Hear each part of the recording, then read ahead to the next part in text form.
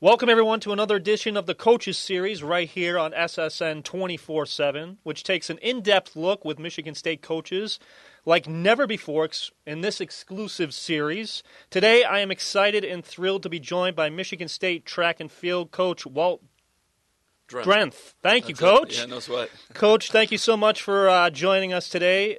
We are thrilled to have you here. You and your program have been quite busy at the moment. Relatively so, making the rounds. So after a tremendous Big Ten championship series, which included a women's title for the first time in 33 years, correct me if I'm wrong, and several dominating performances on the men's side as well. Heck of a way to end your ninth season as coach, I'd say. It was a lot of fun last weekend. No question about it. Yeah. We're going to start in the beginning. Okay. We're going to get to know you a little bit. What got you into the sport of running? We'll start from there. I was in every sport. I like to play games and compete. The fact of the matter was I wanted to play football. Mm-hmm. And when I grew up, my cousin was a first-team All-Stater. He got recruited by a number of schools to play football and baseball. But I was 5'2" and I weighed 85 pounds. And that sort of kept me from the football ranks. I played all summer football my freshman year, and the track coach is like, dude, I'd had a pretty good success in junior high. He said, you're not going to last. And after a few pummelings, I recognized he was probably right, and I moved to running with the other sports that I did.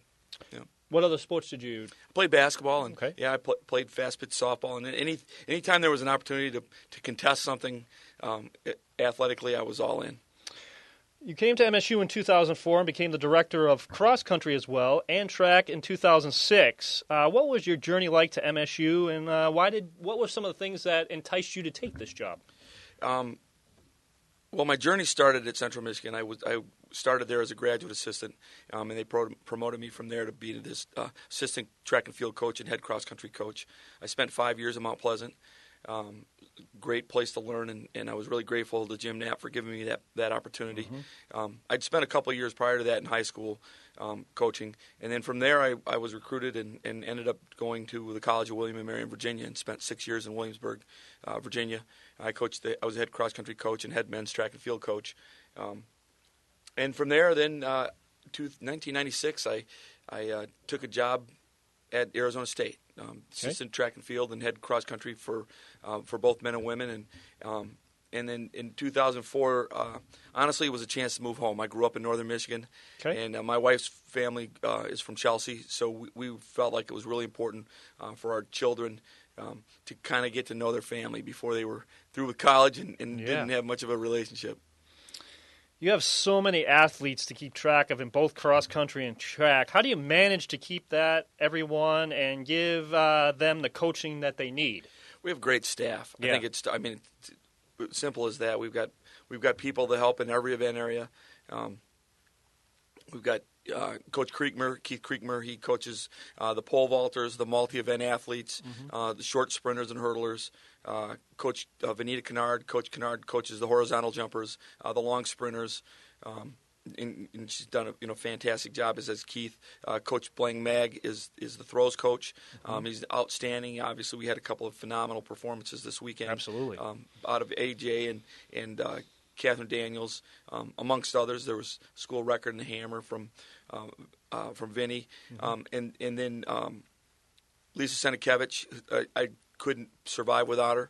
She assists me with the distance runners, as does Aaron Semino. Aaron's a new addition to our staff. Mm-hmm. He came on in December and does a great job. But we also have a graduate assistant, Jalen Pryor, who was a hurdler for us. She's from Jackson originally, and a young man, Casey Green, who joined us a couple of months ago as a volunteer assistant. So we've got a nice group of people kind of helping everybody out.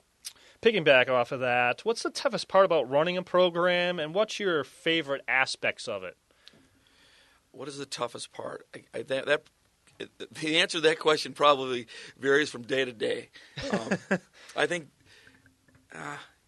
staying competitive is probably one of the great challenges. I think we all enjoy our job, so I don't know if it feels like I mean, there's some demands. It's tiring. I think the travel probably, if I was going to identify one thing that I would do less of if I had an opportunity, it would be that.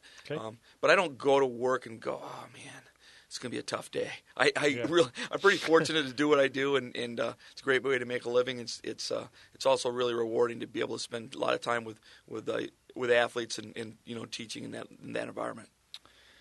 During your coaching career, and I know there's been a lot of great moments for you here, especially at Michigan State, is there anyone that inspired you or really helped you, whether it was another coach or a former player, or was there a moment that you can really pinpoint and say, wow? No, the inspirations it's a laundry list. Yeah. I mean, I have so many people that have helped me. I would say that all I've done is basically I'm a reflection of all the things that I've learned from those people. Starting in high school with outstanding coaches and mentors. My senior year, I went through a different coach every year when I was in high school. In my senior year, a guy named Pete Spielis ended up being the cross-country coach, and he was an outstanding coach. But my basketball coaches were outstanding coaches. And my junior year, I had a man who didn't know anything about cross-country run the cross-country team. And while he may not have been the greatest cross-country coach, he was a great leader. And he played quarterback, actually, at Pioneer High School in Ann Arbor and came up to be a teacher. And Wow. long-standing rec director in Petoskey, as a matter of fact, Gary Heiss. And then from there was Kermit Ambrose. He's a gentleman. He lived to be 101. Kermit was considered kind of the godfather of track and field in Michigan, and I got to know him, and then Jim Knapp, and all of my bosses since then I think have been really been outstanding just in terms of mentors. And honestly, I probably learned as much from my wife as anybody. Good answer. Yeah. Does she run too? A little self-preservation. Yeah, goes a long sure. ways, Hey, doesn't nothing it? wrong Yeah, with right. that. Happy wife, happy life. Does she run as well, or is she does. athletic? She does. In fact, we she's my consultant. We get out in the morning and traipse around Williamston, and she lets me bounce stuff off of her and complain, I think. That's a great thing. That's a great thing to have. Yeah, You yeah. got to have a family that understands the coaching rigors of that. Right, so. and we met after I'd started, so I don't know if I could have broke her in if we'd have started this together. Recruiting is always in any athletic venue is important. It is. Right? And when you're recruiting an athlete, obviously you look for the physical traits, but mentally as well, because mentally this can be a draining sport as well. What are some of the traits you look for in these type of athletes for both cross country and track to say, hey, these people could be make Spartan a uniform proud? Well, I think that there are a number of traits that I think that exemplify who we are as Spartans, and I think. So we're looking for people with humility, just a good work ethic, somebody that understand that they might have really high goals, but they also have to have. There's a lot of work that goes into that, meeting those goals. And if they're going to embrace the idea of the work, then we're going to have a pretty good chance to help them get better. The recruiting visits are critical for us because we have them come in, and if we get along, if they fit in with our team, it's a big important part of it. I think we've done a good job of developing pretty good chemistry, actually exceptional chemistry, and so that component is a big part of it as well. And keeping your coaching staff together. The continuity is huge. Yeah. It is huge, and I understand that as a young as assistant coaches are going to move. I mean I did plenty of it myself, but we want to keep them around as long as possible because it's better for the program. It's a lot better for the athletes if there's that as you say continuity, consistency, and what we're asking them to do. All those things help.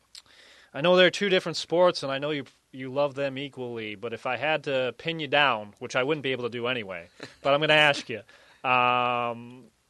if you had to choose between cross-country or track, what would you lean to one more than maybe the other, and if so, why? That I'm going to answer this like a politician, There but you it's go. true. All right. In the fall, I love cross-country, and it's my favorite sport. When fall's over, I love track and field, and it's my favorite sport. And I've moved right on from cross country, so I would say I'm fortunate because Right. I don't have to really answer that question. I love them both equally, and they're in different seasons, so I don't really have to choose. Good answer. All right. There are so many daunting events in track. Is there one, would you say, physically that's the most demanding or toughest to master for these athletes? I mean, there's just so many, but That's a good question, and I think if you were to ask a distance runner that question, they would probably say, the hammer or the pole vault. But if you were asked a pole vaulter that question, they would say, the 10,000 meters, I would never want to run 10,000 meters on the track. So I don't think there's one daunting, because that's one of the unique things and cool things about our sport is there's something for everyone. There's something for the big, powerful athlete. There's something for the lean, powerful athlete. There's something for people who have endurance qualities. There's people that can jump. All of those things. So you go to a track meet and you're going to see somebody that looks like you, no matter what you look like, because the track and field community really, on the track, it really represents just about every body type. This past season in cross country, won a national championship. Describe what it was like before the race and what you told your athletes, and what was the game plan going in? Did you have to say much to them at all? It was a great group of seniors, and they probably, in all likelihood, could have done a better job without us, given their leadership skills and their experience. But all year, we just talked about after each meet, what did we learn and how will we apply what we've learned. Understand the process, get a clearer understanding of the process, and manage that. Because, our sport is unique in some sets. There aren't many sports that are like us that you can change strategy. I mean, you really have to do what you're good at. You have to do it well, and you can't really, if you knock somebody down on the cross-country course, your race is over as well, because you're going to get disqualified. So, the same thing on the track. So we really talk about just being, managing the process and staying and managing the things that you can control. You can't manage the weather. You can't complain about the terrain. You can't, if it's windy or somebody goes out too fast, you just have to kind of be. And so I think the Nationals was kind of a culmination of what they'd learned. They did a great job of just doing the things that they'd done all year, really applying those things. They kept their poise when a couple teams went out really hard. They managed the difficult parts of the course. There were so many things that they did well, but most importantly, none of them made it about them. We went there, stepped to when they put their toe on the line, it was all about the people around them, and I thought that made them really a special group. Was there a point? I know you being a coach, it's hard to do, but was there a point in the race, during that race, where you say, hey, we got a real good chance here to be national champions? And how was it to celebrate when it finally came to fruition for you? I mean, it just must have been a great feeling. Yeah, where was the point? I think probably with about a K to go, we were doing what we were supposed to do, just running, having a good run on our legs late, and we were coming through the group pretty well. And you could really see, it was probably about 3,000 meters, about the halfway point, where you could start to see us move. We went from being in second or third to being, kind of the leaders, and then really kind of taking the race over. But I think when they came around the corner with about 700 meters to go, and we had essentially four people in the top 25, and then and within a matter of about 15 seconds, we had our fifth and sixth. It's like, well, if anybody's beating us, they're really good today, because this is we're doing what we're supposed to. And in a cross country race, if you've never been to one, there are huge crowds of participants. It's sort of like, it's just like a bell-shaped curve.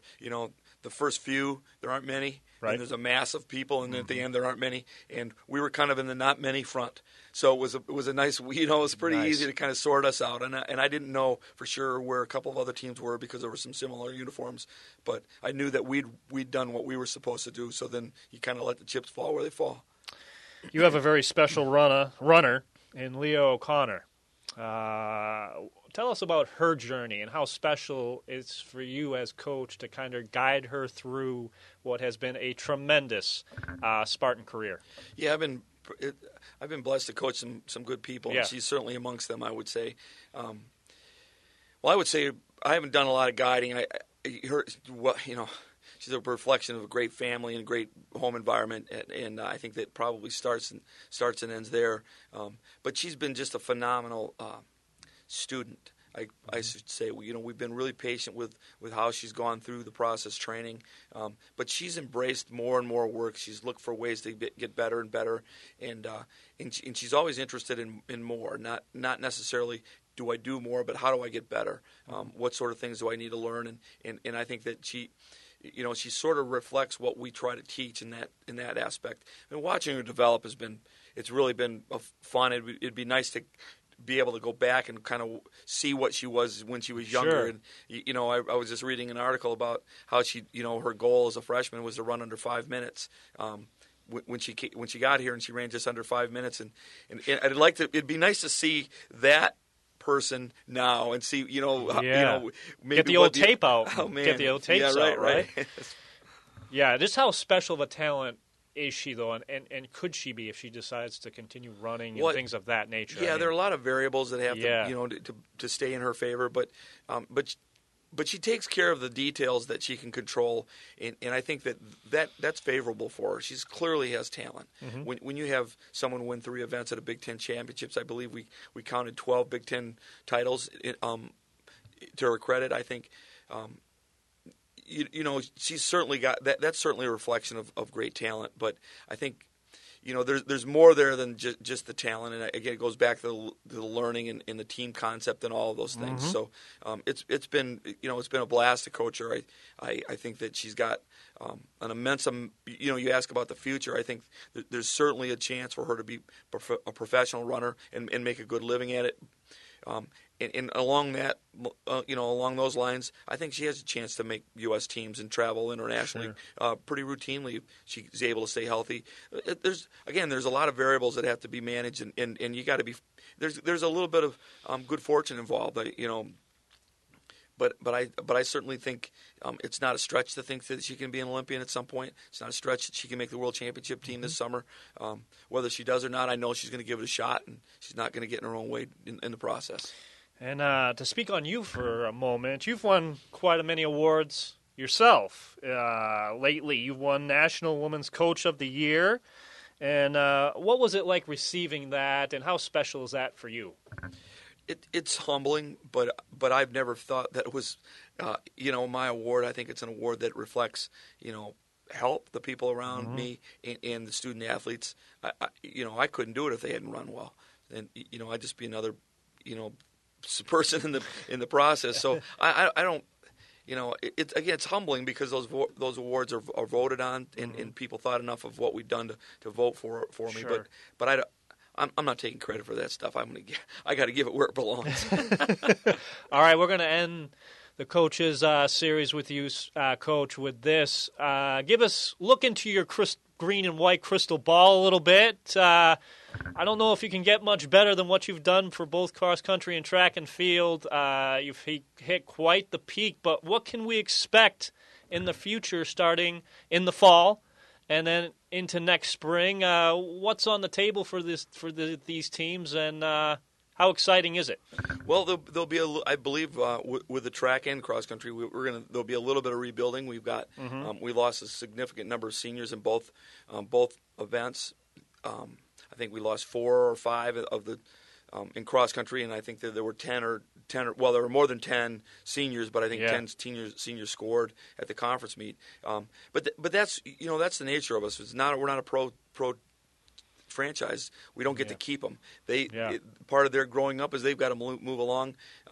I would expect you'll see similar characteristics in the way we behave. I would expect you'll see really, really competitive kids, and those are the things that we're going to ask them to do. And the fun part of our job, I think one of the things that makes it unique is that because we only get 4 years or 5 years with them, but still 4 competing, is that every year it's a different kind of challenge. We have to look at it different as coaches because it's all about teaching. It's all about helping them grow up and be the best people they can be, and part of that is athleticism, but part of that's a lot of other things. So very exciting. I'm very excited about what's coming. I'm excited about the young people coming in and who's been waiting their turning, because there's a number of good athletes that are waiting their turn. I was going to ask you, is there anyone of those young athletes that have been waiting their turn that you're excited to see the process and see how they maybe jump to the level that you expect them to? Yeah, I think I think I'd say Rachel Schulis to begin with. You could argue that she was the second best distance runner on the track on the women's side this weekend. There are plenty of others. I like Nick Soder and Garrett Zuck. I like Caitlin Daniels. Like, gosh, as a true as a redshirt freshman to come out and break school record, win the Big Ten championships in a discus, she's going to be phenomenal. There are, I would say there are people everywhere. So it's going to be a lot of fun to watch that process unfold. That's for sure. Fans, that'll do it for another edition of Coaches Series, exclusively here on the Spartan Sports Network. Once again, I want to thank Michigan State track and field and cross country coach Walt Drenth. Thank you very much, sir. I appreciate it. And a huge thank goes out to producer Seth Newman, whose tireless efforts behind the scenes makes this show possible. And to you, the fans. And until next time, go green.